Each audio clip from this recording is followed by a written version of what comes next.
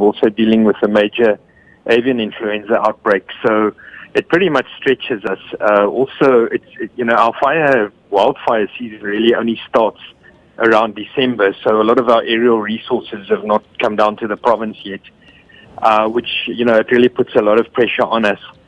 At the moment, we do have sufficient firefighters, and resources, and that fortunately is a plus for us in trying to manage these early season fires. So, Colin, where's the water coming from to fight these fires?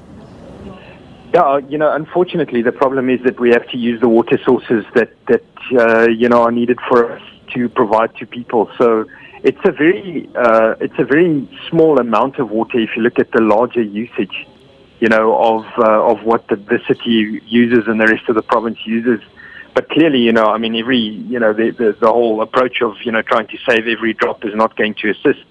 It's a balancing act that we have to do. You've got fires threatening people's homes, threatening lives.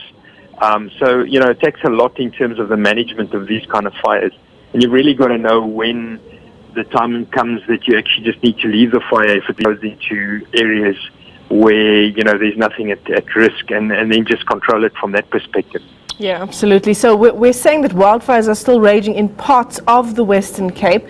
Which parts are those exactly?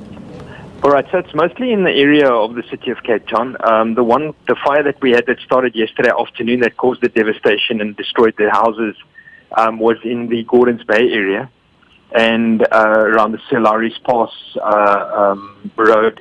It burnt in that area, caused a lot of destruction. We couldn't fly any aircraft yesterday that we would have got from the Air Force due to the winds that were extremely strong. And then during the night it burnt away from that area in the direction of Royals.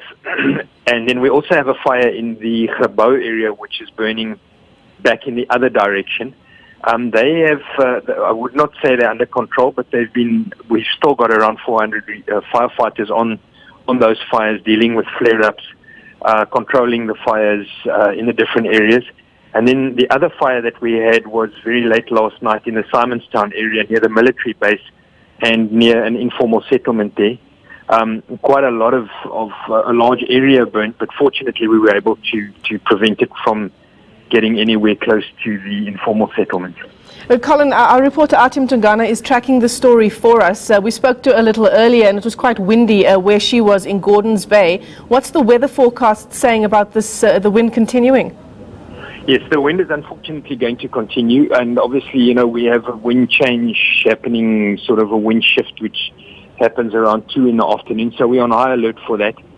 There's no rain predicted for, up until the weekend from the short-term forecasts we have.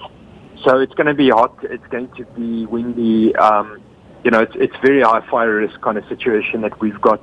And clearly, people really need to cooperate with us as far as this is concerned when it comes to any, cigarette butts or open fires or anything that could cause a fire, because with the very dry situation we've got in the province, anywhere in the province, the smallest spark could cause a massive wildfire, which could really stretch our resources even further. Yeah, absolutely. Well, Colin, before we let you go, our reporter telling us this morning that no injuries had been reported as yet. That was around 9:30 this morning.